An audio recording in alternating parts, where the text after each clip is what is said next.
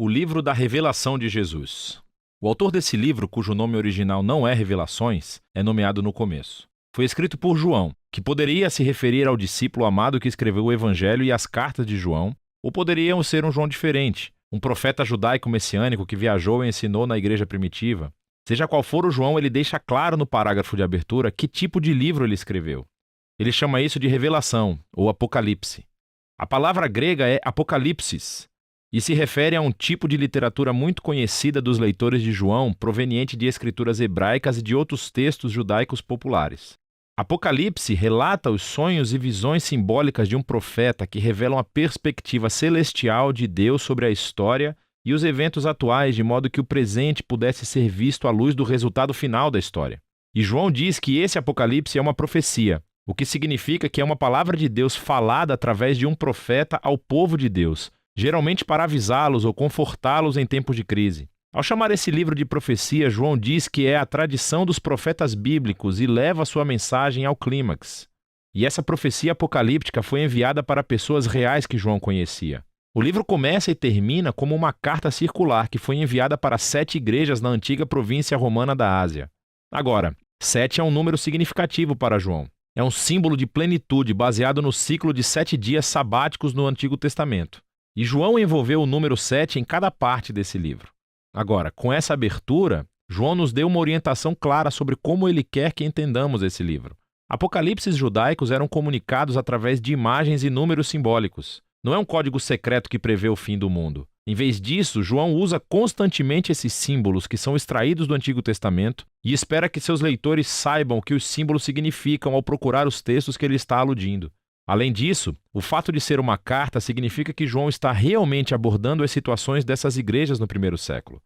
E assim, embora esse livro tenha muito a dizer aos cristãos das gerações posteriores, o significado do livro deve primeiro ser ancorado no contexto histórico do tempo local e público de João, o que nos leva à primeira seção do livro, a mensagem de Jesus às 7 igrejas.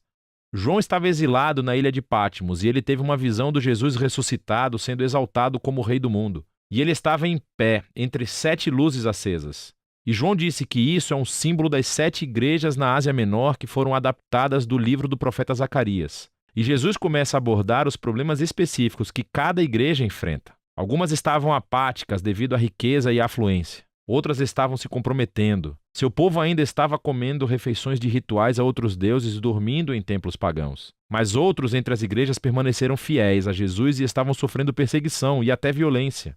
E Jesus avisa que as coisas vão piorar. Há uma tribulação sobre as igrejas que as forçará a escolher entre o comprometimento ou a fidelidade. Na época de João, o assassinato de cristãos pelo imperador romano Nero tinha passado e a perseguição aos cristãos pelo imperador Domiciano provavelmente estavam em andamento. E assim, a tentação era negar a Jesus, seja para evitar a perseguição ou simplesmente para se juntar ao espírito da era romana. E Jesus os chama de volta à fidelidade para que eles possam superar, ou literalmente, conquistar. E Jesus promete uma recompensa para todos os que conquistarem. Cada recompensa é tirada diretamente da visão final do livro sobre o casamento do céu e a terra. E assim, essa sessão de abertura estabelece a tensão da trama principal que conduzirá ao enredo nesse livro. Será que o povo de Jesus aguentará? Será que eles herdarão o novo mundo que Deus lhes reservou? E por que a fidelidade a Jesus é descrita como conquistadora? O resto do livro é a resposta de João.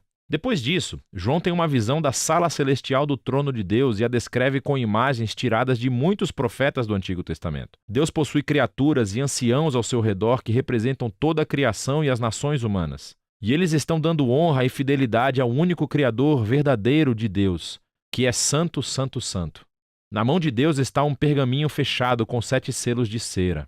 Simboliza a mensagem dos profetas do Antigo Testamento e o pergaminho selado das visões de Daniel.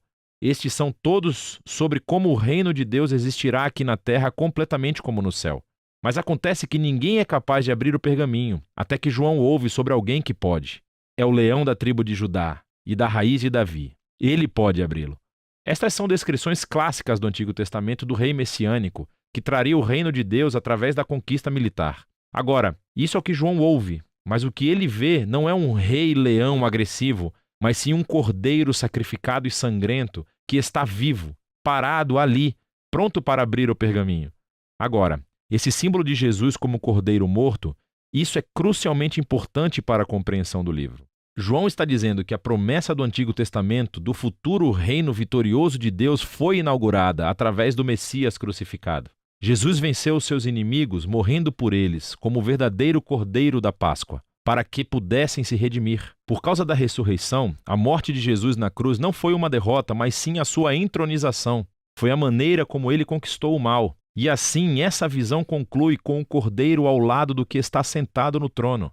E juntos eles são adorados como o único e verdadeiro Criador e Redentor.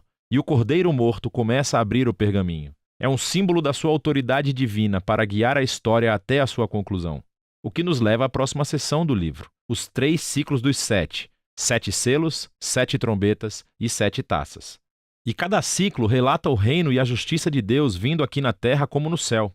Agora, algumas pessoas pensam que os 3 conjuntos de 7 juízos divinos representam uma sequência literal e linear de eventos que aconteceram no passado ou poderiam estar acontecendo agora, ou ainda acontecerão no futuro quando Jesus voltar. Mas observe como João uniu todos os 7. As últimas 7 taças saem da 7ª trombeta e do 7º selo. E as 7 trombetas emergem do 7º selo, como as bonecas matrioscas, cada 7ª continha as próximas 7. Observe também como cada uma das séries de 7 culmina no juízo final e elas têm conclusões correspondentes. Portanto, é mais provável que João esteja usando cada conjunto de 7 para descrever o mesmo período de tempo entre a ressurreição de Jesus e o futuro retorno de 3 perspectivas diferentes. Então o Cordeiro morto começa a abrir os primeiros 4 selos do pergaminho. E João vê 4 cavaleiros. É uma imagem do livro de Zacarias, capítulo 1. E eles simbolizam os tempos de guerra, conquista, fome e morte. Em outras palavras, um dia tragicamente normal na história humana. Então, o 5º selo descreve os mártires cristãos assassinados diante do trono celestial de Deus, e o grito de seu sangue inocente sobe diante de Deus como fumaça do altar do incenso. E eles são instruídos a descansar, porque mais cristãos ainda estão para morrer. Não nos disseram o porquê, mas nos dizem que não durará para sempre. O 6º selo é a resposta final de Deus ao seu grito. Ele traz o grande dia do Senhor, que foi descrito em Isaías e em Joel. E as pessoas da terra gritam: quem é capaz de suportar? Então, de repente, João faz um intervalo para responder essa pergunta. João vê um anjo com um anel de sinete vindo para tocar uma marca de proteção nos servos de Deus que estão suportando toda essa dificuldade. E ele ouve o número daqueles que são selados, 144.000. É um censo militar como o do livro de Números, capítulo 1. Existem 12.000 de cada uma das 12 tribos de Israel. Agora, preste atenção. O número desse exército é o que João ouviu, assim como ele ouviu sobre o leão conquistador de Judá. Mas em ambos os casos, o que ele viu então foi o surpreendente cumprimento daquelas imagens militares em Jesus, o Cordeiro morto. Então, quando ele vê esse exército messiânico do reino de Deus, é composto de pessoas de todas as nações, cumprindo a antiga promessa de Deus a Abraão. É esse exército multiétnico do Cordeiro que pode estar diante de Deus, porque eles foram redimidos pelo sangue do Cordeiro. E agora eles são chamados para conquistar, não matando seus inimigos, mas sim sofrendo e testemunhando como o Cordeiro. Depois disso, o 7º e último selo é quebrado. Mas antes que o pergaminho seja aberto, as 7 trombetas de advertência emergem e o fogo é tirado do altar do incenso. Simboliza o grito dos mártires e é lançado na terra, trazendo o dia do Senhor à sua conclusão. Agora, com as 7 trombetas, João recua e reconta a história novamente, dessa vez com imagens da história do Êxodo. Assim, as primeiras 5 explosões de trombeta repetem a praga enviada ao Egito.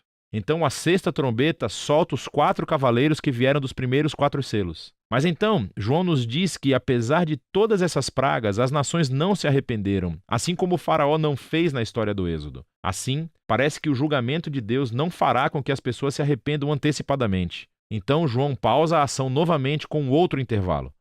Um anjo traz o pergaminho não selado, que foi aberto pelo Cordeiro. E assim como Ezequiel, João é instruído a comer o pergaminho e depois proclamar a sua mensagem às nações. Finalmente, o pergaminho do Cordeiro está aberto e agora vamos descobrir como o reino de Deus virá aqui na terra. O conteúdo do pergaminho é escrito em 2 visões simbólicas. Primeiro, João vê o templo de Deus e os mártires junto ao altar, e é instruído a medir e separá-los. É uma imagem da proteção tirada de Zacarias, capítulo 2. Mas então, as cortes externas da cidade são excluídas e são pisoteadas pelas nações. Agora, alguns pensam que isso se refere literalmente a uma destruição de Jerusalém, que aconteceu no passado ou que acontecerá no futuro. Mas é mais provável que João esteja seguindo a tradição de Jesus e dos apóstolos, que usaram o novo templo como um símbolo para o novo povo da aliança de Deus. Nesse caso, esta é uma imagem como os seguidores de Jesus podem sofrer perseguição pelas nações, mas essa derrota externa não pode tirar sua vitória através do Cordeiro. Essa ideia é expandida na segunda visão do pergaminho. Deus nomeia 2 testemunhas como representantes proféticos para as nações. Mais uma vez, algumas pessoas pensam que isso se refere literalmente a 2 profetas que aparecerão um dia no futuro, mas João os chama de castiçais, que é um de seus símbolos claros para as igrejas. Portanto, essa visão é mais provável sob o papel profético dos seguidores de Jesus que devem assumir o manto de Moisés e Elias e chamar nações e governantes idólatras para retornarem ao único e verdadeiro Deus. Mas de repente uma fera horrível aparece. Lembre-se de Daniel capítulo 7. E a fera conquista as testemunhas e as mata.